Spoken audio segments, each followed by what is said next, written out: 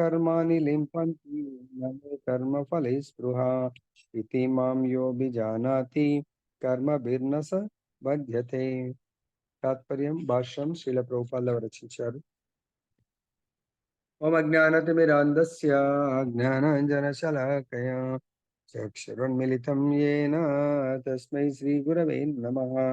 నమో ఓం విష్ణుపాదాయ కృష్ణప్రేష్ఠాయ భూతలే శ్రీమతే భక్తిస్వరూపదామోదర స్వామినితి నామినే.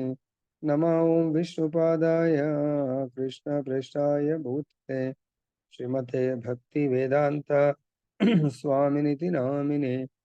నమస్తే సరస్వతీ దేవీం గౌరవాణి ప్రచారిణే నిర్విశేష శూన్యవాది పాశ్చాత్య దేశధారిణి. జయ శ్రీకృష్ణ చైతన్య ప్రభు నిత్యానంద శ్రీ అద్వైత గదాధర శివాసది గౌర భక్త వృంద. హరే కృష్ణ కృష్ణ కృష్ణ హరే హరే హరే రామ రామ రామ హరే హరే. जय बोलो श्री श्री राधारमन लाल की जय. जगन्नाथ बलदेव सुभद्रा महारानी की जय. गौरताय भगवान की जय. जगत गुरु श्री प्रभुपाद की जय. श्री श्रीपाद गुरु महाराज की जय.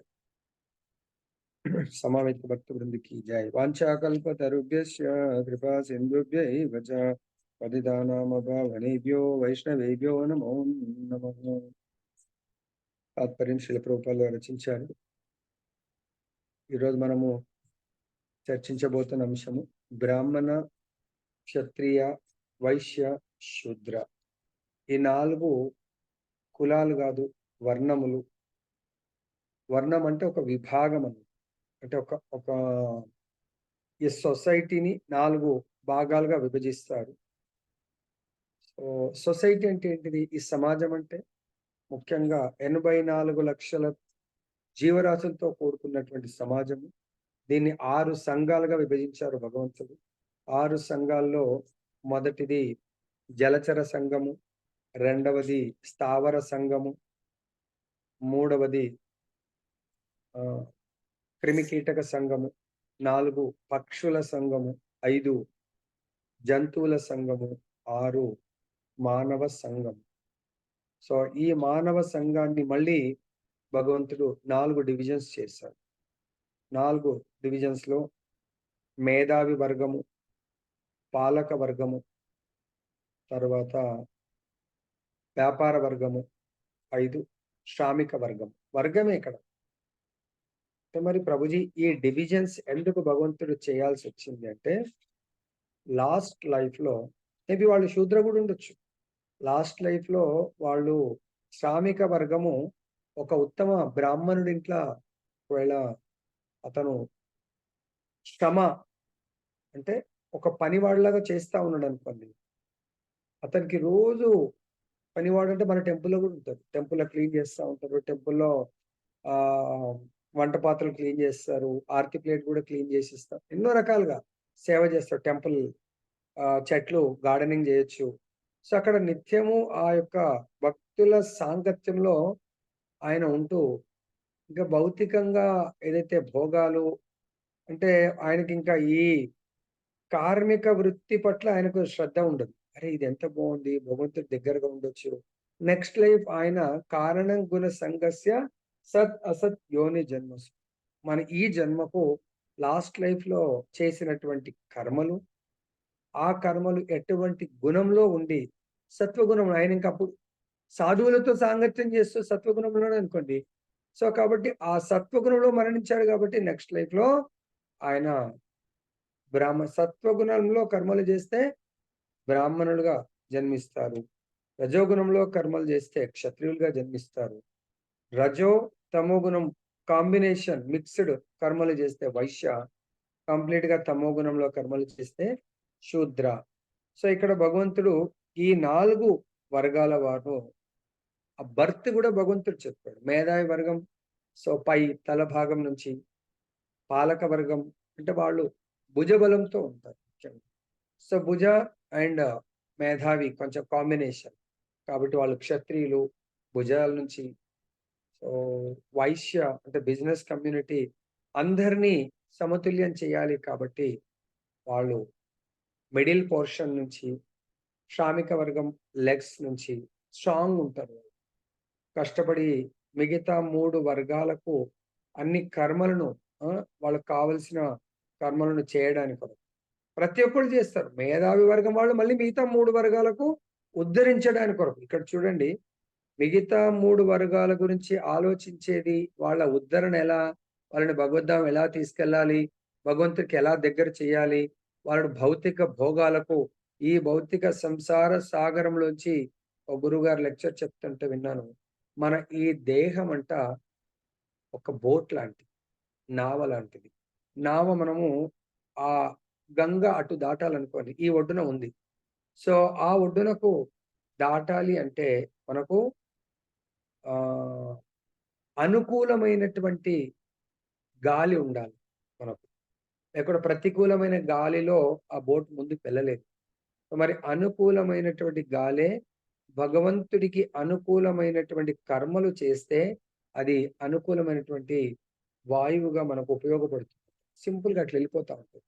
ప్రతికూలం భగవంతుడికి ప్రతికూలం అంటే మనం ఎలా గుర్తించొచ్చు ప్రభుజీ భగవత్ ప్రతికూలం? భగవంతుడికి ప్రతికూలం అనేది మనం ఎలా ఐడెంటిఫై చేయొచ్చు అంటే, అనుకూలం అన్నారు కదా ప్రభుజీ, మా ఇంట్లో చిన్న విగ్రహాన్ని పెట్టుకొని రోజు భగవంతుడు భగవద్గీతలో చెప్పినట్టుగా 9.26 భగవంతుడికి నైవేద్యం పెడుతున్నాను, తింటున్నాను, భగవంతుడికి అలంకారం చేస్తున్నాను, తింటున్నాను. తర్వాత ప్రతికూలం ఏంటి? ఇక్కడ భగవంతుడికి అనుకూలం అనుకుంటున్నాము. ప్రతికూలం అంటే భగవంతుడి యొక్క భక్తులకు, భగవంతుడి యొక్క ఆహ్, ప్రచారకర్తలకు, సో మన గురుదేవులకు, సాధువులకు మనము ప్రతికూలంగా ఉన్నామనుకోండి, భగవంతుడికి మీరు అనుకుంటున్నారు ఆ విగ్రహానికి ఎంతో సేవ చేస్తే అది అనుకూలమైంది కానే కాదు. సో కాబట్టి మనము ఆ విధంగా 4 వర్ణాలు బ్రాహ్మణ, క్షత్రియ, శూద్ర, వైశ్య, శూద్ర ప్రతి ఒక్కరు మిగతా 3 వర్గాలకు సేవ చేయవలసిందే. బ్రాహ్మణులు వాళ్ళు శాస్త్రంగా అంటే మిగతా 3 వర్గాలను భగవంతుడు చెప్పిన విధంగా ఎలా నడిపించాలి? ఈ నావ శరీరం అనే నావని భగవంతుడికి ప్రతికూలం గాదు, అనుకూలంగా భగవంతుడి అనుకూలం అంటే భగవంతుడి కరుణ, కటాక్షాలు, కృప. దాన్ని వీళ్ళకి ఎలా కురిపించాలి వీళ్ళపైన. సో, అని ఆయన ఆలోచిస్తూ వీళ్ళందరిని గూడా ఈ 3 వర్గాల్ని ముందుకు తీసుకొని వెళ్ళడానికి అహర్నిశలు ఆయన ఆలోచిస్తా ఉంటాడు. సో, వాళ్ళ గురించి ఎన్నో కష్టాలను భరిస్తా ఉంటాడు. ఎవరు? బ్రాహ్మణుడు. క్షత్రియుడు మిగతా 3 వర్గాల గురించి ఆలోచిస్తాడు. ఏ విధంగా? ప్రతి వర్గానికి రక్షణ కల్పిస్తాడు ఆయన ముఖ్యంగా. తర్వాత వాళ్ళకి ఎటువంటి ఒక వర్గంతో ఇతర వర్గాలు ఇంటర్నల్‌గా ప్రాబ్లమ్ రాకుండా రక్షణ, ఇతర రాజ్యాలతో ఎటువంటి ప్రాబ్లమ్ రాకుండా రక్షణ కల్పిస్తాడు. అదే విధంగా గురువుగారు చెప్పిన విధంగా శాస్త్ర అనుసారంగా మిగతా 2 వర్గాలు పాటించాలి. క్షత్రియుడి యొక్క ధర్మం అంటే భాగవత ధర్మం, భగవద్ ధర్మాన్ని ప్రతి ఒక్కరు అనుసరించి భగవద్ధామం వెళ్ళాలి. అంటే ప్రమోట్ అవ్వాలి. దాని కొరకు ఈయన అటువంటి పరిపాలన, ధర్మ పరిపాలన కొనసాగిస్తాడు. అదే విధంగా వైశ్యుడున్నాడు. వైశ్యుడు ఏం చేస్తాడు? ఆయన యొక్క డ్యూటీ కృషి, గోరక్ష. పూర్వకాలం చెప్తున్నాడు. ఆవుల మీదనే బ్రాహ్మణుడు డిపెండ్ అవుతాడు. ఆవుల మీదనే క్షత్రియుడు డిపెండ్ అవుతాడు. ఆవుల మీదే శూద్రుడు. ఎందుకు? మన పాడి అంటే మన పంటలు పండాలంటే పూర్వకాలం ఆవులు, ఎద్దులు వాటి మీదనే మన యొక్క వ్యవసాయం డిపెండ్ అయ్యేది. కాబట్టి కృషి, గోరక్ష. వ్యవసాయ పంటలు బాగా పండితేనే బ్రాహ్మణుడు దాన్ని భగవంతుడికి యజ్ఞ రూపంలో సమర్పిస్తాడు. రాజుగారి ధనాగారం నిండుతుంది. లేకుంటే ఆ వైశ్యుడు ఆ యొక్క బిజినెస్ చేయనట్టయితే మొత్తం మిగతా 3 వర్గాలందరూ కూడా ఆనందంగా ఉండలేరు. తర్వాత శూద్రుడున్నాడు. సో, శూద్రుడు ఈ 3 వర్గాలకు సాయం చేస్తా ఉంటాడు. ఆయన ధర్మం. బ్రాహ్మణుడికి చేస్తా ఉంటాడు. పూర్వకాలం బ్రాహ్మణుల అండర్‌లో కూడా చాలా పంట పొలాలుండేవి. సో, వాటిని శూద్రులు పండించి దేవస్థానం అండర్‌లో దేవస్థానానికి పోసేవాళ్ళు. ఆ దేవస్థానం వాళ్ళు మెయింటైన్ చేసేవాళ్ళు.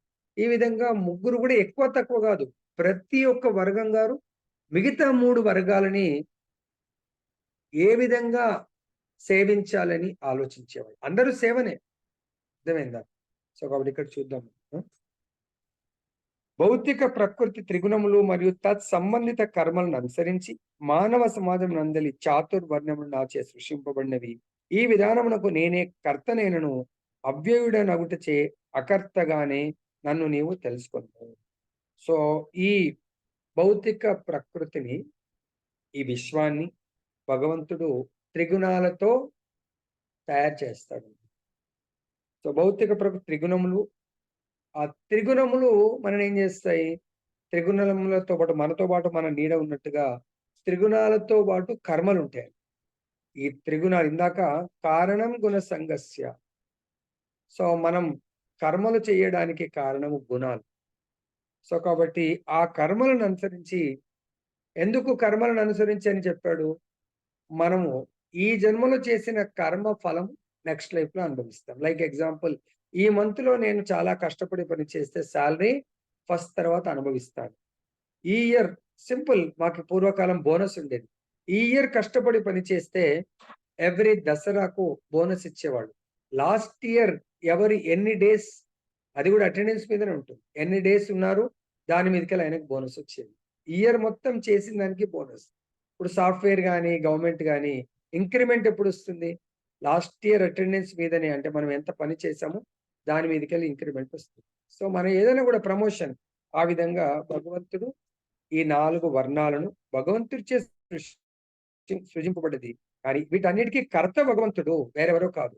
కానీ భగవంతుడు అకర్తగా తెలుసుకోడు. కర్త ఆ కర్మలలో భగవంతుడు ఇన్వాల్వ్ కాడు చెప్తున్నాను. భాష్యం. సర్వమును సృష్టించేవాడు శ్రీకృష్ణ భగవానుడే. కాబట్టి ఇక్కడ ఇంత క్లియర్ గా చెప్పిన తర్వాత ఇంకా దేవతలు సృష్టించేవాళ్ళు కాదు, దేవతలను కూడా భగవంతుడు సృష్టించాడు, ఇంక్లూడింగ్ బ్రహ్మ శివ. వాళ్ళందరూ కూడా భగవంతుడి చే సృష్టింపబడ్డారు. కాబట్టి మనం ఇక్కడ అర్థం చేసుకోవాలా, సృష్టిలో ప్రతి దానికి కూడా సర్వకారణ కారణం. ఇది ఎవరో చెప్పింది కాదు, సృష్టికి మొదటి జీవి అయినటువంటి బ్రహ్మదేవుడు చెప్తాడు. ఏ శ్లోకంలో? సృష్టికి భగవంతుడే కారణం, సర్వ కారణం అని. ఈశ్వర పరమకృష్ణ సచ్చిదానంద విగ్రహ అనాదిరాదిర్ గోవింద సర్వకారణ కారణం బ్రహ్మ సమితి. Very good Mataji. బ్రహ్మ మొదటి జీవి చెప్తున్నాడు. ఈశ్వర అంటే కంట్రోలర్, నియామకుడు, నియంత్రించేవాడు. ఈశ్వర పరమకృష్ణ, సో కృష్ణ భగవానుడు అని చెప్పి వేరే పేర్లు చెప్పలేదు. ఈశ్వర పరమకృష్ణ. ఆ కృష్ణుడు ఎటువంటి వాడు? సచ్చిదానంద స్వరూపుడు. సచ్చిదానంద స్వరూపుడు. తర్వాత సర్వ కారణ కారణం, ప్రతి కారణానికి భగవంతుడే కారణభూతుడు. ఇక్కడ చెప్తున్నా, సర్వము అతని నుండియే సృష్టింపబడి అతని చేతనే పోషింపబడి ప్రళయానంతరము అతని అందే విశ్రమించు. చూడండి, ఈ సృష్టిలో ఎవరైతే సృష్టింపబడ్డారో ప్రళయానంతరం వాళ్ళందరూ కూడా, ఆ సృష్టి మొత్తం కూడా భగవంతుడి లోపలికి ఎంటర్ అవుతుంది. మళ్ళీ నెక్స్ట్ కొంతకాలము విశ్రమించిన తర్వాత అగైన్ న్యూ సృష్టి వచ్చినప్పుడు అగైన్ న్యూ సృష్టిలో మళ్ళీ మొదట బ్రహ్మనే వస్తాడు. బ్రహ్మ తర్వాత ఇది సృష్టిలో, సృష్టి రహస్యము, సృష్టిలో భాగం. బ్రహ్మ నుంచి చతుర్కుమారులు, బ్రహ్మ నుదిటి నుంచి మన శివుడు, రుద్రుడు ఇలా రావడం అనేది నార్మల్ అన్నట్టు. కనుక అతడు సత్వగుణం నందు నిలిచి బ్రాహ్మణులుగా పిలువబడు మేధావి వర్గంతో మొదలయ్యేది సమాజం నందలి 4 విభాగములకు, చాతుర్వర్ణములకు అతడే సృష్టికర్త అయి ఉన్నాడు. ఈ 4 వర్ణములకు సృష్టికర్త భగవంతుడు. అందులో మొదటి సృష్టి మేధావులైనటువంటి మేధావి వర్గమైనటువంటి బ్రాహ్మణులు. బ్రాహ్మణుల పిదప ఈ వ్యవస్థ ఎందలి తరువాతి వారు రజోగుణము గలవారుచే క్షత్రియులు అనబడు వారితో కూడిన పాలక వర్గం వచ్చింది. కాబట్టి ఫస్ట్ అర్థం చేసుకోవాలా, ఈ సృష్టి మహత్తత్వం భగవంతుడు సృష్టించినప్పుడు ఇది త్రిగుణాలతో కూడుకున్నది. భౌతిక సృష్టి, ఆధ్యాత్మిక సృష్టి త్రిగుణాతీతం. 3 గుణాలు అక్కడ సంబంధం ఉండదు, విశుద్ధ సత్వం ఉంటుంది. కేవలం ఇక్కడే భౌతిక ప్రపంచంలోనే 3 గుణాలు ఉంటాయి. ఎందుకు ప్రభుజీ 3 గుణాలు అంటే, లాస్ట్ లైఫ్ లో కొంతమంది సత్వగుణంలో కర్మలు చేస్తారు, సత్వగుణ కర్మ ఫలాలను అనుభవించడానికి. మనం ఆల్రెడీ నేర్చుకున్నాము లాస్ట్ టైం భగవద్గీతలో, సత్వగుణంలో కర్మలు చేస్తూ శరీరం వదిలేసిన వాళ్లకు నెక్స్ట్ జన్మ ఏమొస్తుంది? ఎవరి ఇంట్లో జన్మిస్తారు వాళ్ళు? ఇంకా డబ్బు గల వారింట్లో, బ్రాహ్మణుల ఇంట్లో జన్మిస్తానన్నాడు. జమీందారుల ఇంట్లో అట్లా. అర్థమైందా?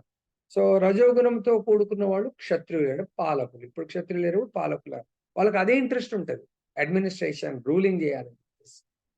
నెక్స్ట్ తర్వాతి వారు రజస్తమో గుణముల మిశ్రమం కలిగిన వైశ్యులుగా పిలువబడు వ్యాపారస్తులు. ఇక 4వ చూడండి, వ్యాపారస్తులకు ఎంత చెప్పినా ప్రభుజీ సత్సంగ రండి, వినండి, ఇంట్రెస్ట్ ఉండదు. బిజినెస్ కావాలంటే వాళ్ళ బిజినెస్ లోంచి కొంత డబ్బుని భగవత్ కార్యానికి ఇస్తారు కానీ ఫిజికల్ గా ఇన్వాల్వ్మెంట్ ఉండదు. ఈవెన్ ప్రభుపాదుల వారు కూడా ఏ కమ్యూనిటీకి, ప్రభుపాద కూడా బిజినెస్ కమ్యూనిటీకి చెందినవారు.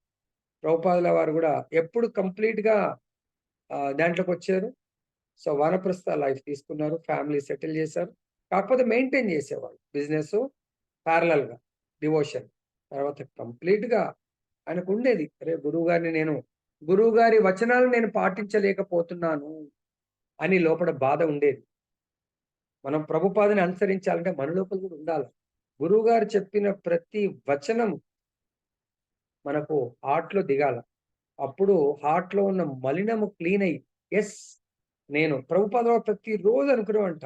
1922 గురువు గారు నాకు చెప్పారు, కానీ ఎలా నేను చేయాలి. లాస్ట్ గా 1965 లో కూడా ఆ సింధియా ఆ షిప్ దగ్గర వెళ్ళినప్పుడు మొరార్జీ ఆమె లేదు ఓల్డ్ ఏజ్ నువ్వు, సో చూసి నీ అటువంటి సాధువుని నా షిప్ లో నేను చంపదలుచుకోలేదు, అది కూడా కార్గో షిప్, నేను నీకు పర్మిషన్ ఇవ్వను. ఆయన మళ్ళీ అంటాడంట, అమ్మా ఇంకా ఇప్పుడు నువ్వు పర్మిషన్ ఇవ్వకపోతే నేను నా గురువు గారికి చాలా అన్యాయం చేసినాం అని అవుతాను. మృత్యు అనేది ఇక్కడైనా వస్తుంది, అమెరికాలో వస్తుంది, మీ షిప్ లో వస్తుంది, రోడ్డు మీద రావచ్చు. ఐ డోంట్ కేర్ మృత్యు గురించి, నాకేం పట్టింపు లేదు. కానీ చనిపోక ముందు అట్లీస్ట్ నా గురువు గారి యొక్క వచనాలను నేను పాటించి చనిపోయినా పర్వాలేదమ్మా, దయచేసి బయటకు వెళ్ళిపోతే ఆమె గట్టిగా చెప్తే బయటకు వెళ్ళిపోయి మళ్ళీ వచ్చి నేను చనిపోయినా కూడా పర్వాలేదు, నేను నా గురువు గారి కొరకు బోట్ ఎక్కి చనిపోతే కూడా పర్వాలేదు, అప్పుడు నా గురువు గారు చాలా ప్రసన్నం అవుతాడు. చూడండి ఎంత గొప్ప కమిట్మెంట్, గురువు గారి ఆదేశాలను పాటించడానికి కమిట్మెంట్ చూడండి వాళ్ళది. అందుగురించే ప్రభుపాద్ మహాత్ముడు, జగద్గురు. మరి మనం వింటున్నాము, బట్ అది ఎందుకో ఈ ధ్వని డ్యూ టు సమ్ అంటే ఒక్కొక్కసారి మన మొబైల్ నెట్వర్క్ కూడా బాగాలేకపోతే ప్రభుజీ వాయిస్ బ్రేక్ అవుతుందంటారు. ఈ వాయిస్ ఇక్కడికి వచ్చి లోపలికి బ్రేక్ అయిపోతుందంట. ధ్వని తరంగాలు అవి పగిలిపోతాయి, అంటే సౌండ్ కూడా పగిలిపోతే ఒక్కొక్కసారి అంటారు కదా, అరే సౌండ్ అంతా బ్రేక్ అయ్యడం అంటే పగిలిపోదు. మనలో ఇక్కడ నుంచి సౌండ్ ఇక్కడ బాగుంది, కానీ చెవులో ఎంటర్ అయిన పగిలిపోయి హృదయంలోకి ఎంటర్ అవుతలేదు. దాన్ని కొంచెం ఆ పగిలిపోవడం సెట్ చేసుకో.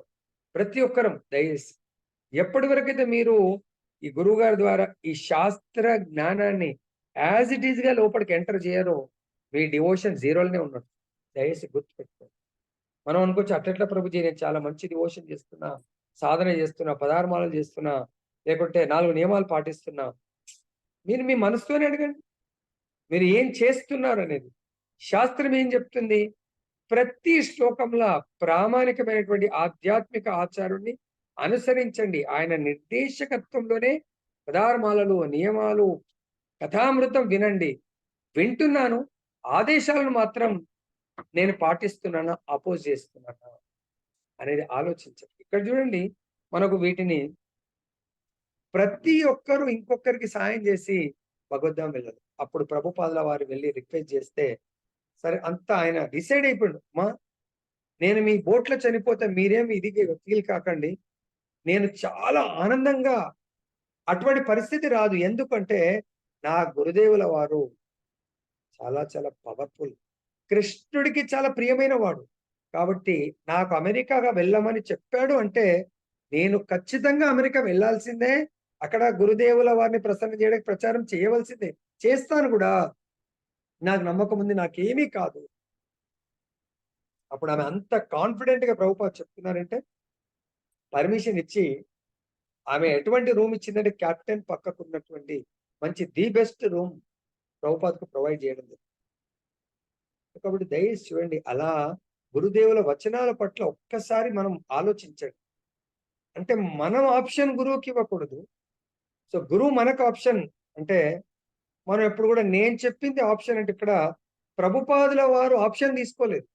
ప్రభుపాదకి ఒకటే. ప్రభుపాద అనొచ్చు, ఎక్కడవుతది గురుదేవ్ అది? నేనేదో చిన్న పిల్లగాని నేనెక్కడ చేస్తాను? మళ్ళీ ఫ్యామిలీ పర్సన్.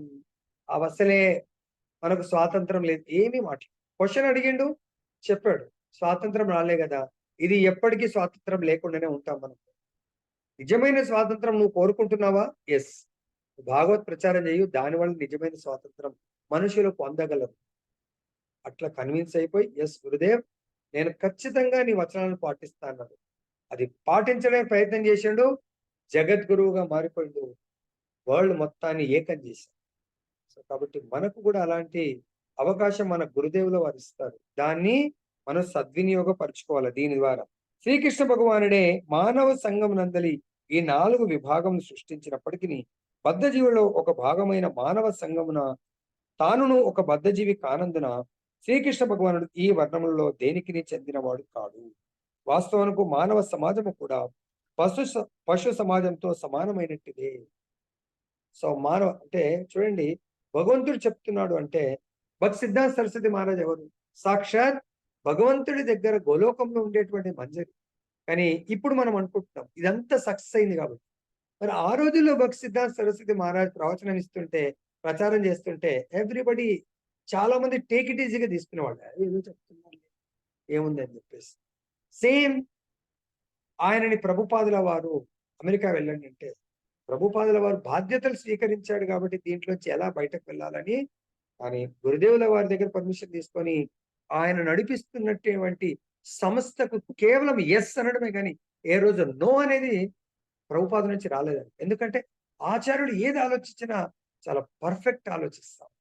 ఇక్కడ కృష్ణుడు మానవ సమాజానికి చెందినవాడు కాదు. గురుదేవులు మానవ సమాజానికి చెందినటువంటి వాడు కాదు. ఎందుకు? గురుదేవులు కూడా దివ్యమైనటువంటి సమాజానికి చెందినటువంటి వాడు. భక్త సమాజానికి చెందినటువంటి వాడు. భక్త సమాజం అంటే భగవత్ సమాజానికి చెందినటువంటి వాడు. సో కాబట్టి అది ఇక్కడ మనము అర్థం చేసుకోవాలా. భగవంతుడు ఎవరైతే ఆ విధంగా భగవత్ సంబంధం లేనటువంటి సమాజము అది జంతు సమాజము. జంతు స్థితి నుండి మానవ సమాజం కూడా పశు సమాజంతో సమానమైనట్టిదే. మానవ సమాజం అంటే మనందరం కూడా పశువులతో సమానమైనట్టని ఇక్కడ నెక్స్ట్ మానవుడు పొంది ఉన్నట్టి గుణములను అనుసరించి కర్మ ప్రవృత్తి నిర్ణయింపబడును.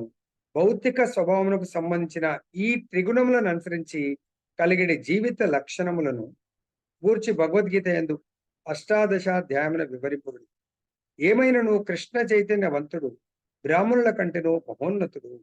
బ్రాహ్మణులు తమ గుణములను అనుసరించి పరతత్వమును ఎరగవలసి ఉన్నను వారిలో అధిక భాగము శ్రీకృష్ణ భగవాని నిరాకార బ్రహ్మమునే ఆశ్రయింతుడు.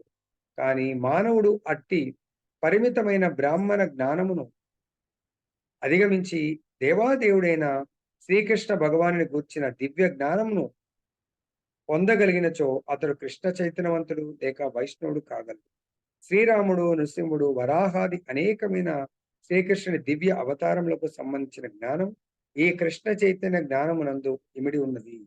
దేవాదేవుడైన శ్రీకృష్ణుడు చాతుర్వర్ణ విధానమునకు అతీతుడైనట్లే కృష్ణ చైతన్యవంతుడు కూడా వర్ణ, దేశ, వర్గాది మానవ సంఘ విభాగములకు అతీతుడై ఉండును. సో కాబట్టి ఇక్కడ మనం ఏం అర్థం చేసుకోవచ్చు అంటే, ఈ 4 వర్ణములు సొసైటీ నడవడానికి కొరకు. 4 వర్ణములకు అతీతంగా ఎవరుంటారంటే భగవంతుడి యొక్క శుద్ధ భక్తులు, వైష్ణవులు, కృష్ణ భక్తులు. ఎందుకు అంటే వాళ్ళకు కృష్ణుడు తప్ప ఆర్ విష్ణువు తప్ప ఈ ప్రపంచంలో దేంతో సంబంధం ఉండదు. నిత్యము నిరంతరము కృష్ణ ఆర్ విష్ణువుని ప్రసన్నం చేయడానికి మాత్రమే వాళ్ళు మార్నింగ్ లేస్తారు, నైట్ పడుకుంటారు. మార్నింగ్ లేస్తారు, కేవలం వాళ్ళ యొక్క ధర్మము ఆ భగవంతుని సంతృప్తి పరచడం తప్ప ఇంకొకటి ఉండదు. సో అదే విధంగా ఇక్కడ మనకు చెప్తున్నారు, బ్రాహ్మణులలో కూడా నేటి సమాజం పూర్వకాలం అయితే యాజిటీగా పాటిస్తుండే, కానీ ఇప్పుడు పూర్వకాలం కూడా చైతన్య మహాప్రభు కూడా చాలా మంది బ్రాహ్మణులు, సాధువులు నిరాకారాన్ని వాళ్ళు నమ్ముకొని భగవంతుడికి ఆకారం లేదని ప్రచారం చేసేవారు. చైతన్య మహాప్రభు వచ్చి వాళ్ళందరినీ ఖండించి వాళ్ళందరి పైన దివ్యమైనటువంటి జ్ఞానబోధ చేసి వాళ్ళందరినీ కూడా ప్రకాశానంద సరస్వతి, సార్వం భట్టాచార్య వీళ్ళందరినీ కూడా ఈస్ట్ నార్త్ అందరినీ కూడా కృష్ణ భక్తులుగా మార్చడం జరిగింది. ఇది భగవంతుడు 4 విభాగాలను అయితే విభజించాడు. మరి ఆ విభాగాల్లో భగవంతుడు ఎలా లెసన్ నేర్పిస్తాడు ఆదర్శంగా? 4 ముఖ్యంగా 3 అయితే భగవంతుడు అవతారం తీసుకుంటా ఉంటాడు. ఎవరైనా చెప్తారా 3 భగవంతుడు? బ్రాహ్మణ వంశంలో భగవంతుడు వామనుడిలాగా పుడతాడు. ఇంకెవరు ఉన్నారా? భగవంతుడు బ్రాహ్మణ దాంట్లో భగవంతుడి అవతారం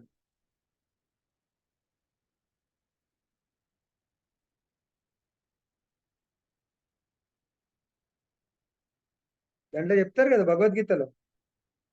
ఎవరో ఋషుల్ని కూడా నేనే అంటాడు కదా బ్రాహ్మణుడు. ధన్వత్పడాము గురూజీ. వేదవ్యాసుడు ఋషిని కూడా నేనేం చెప్తారండి. వేదవ్యాసుడు కూడా శక్తావేశ అవతారం.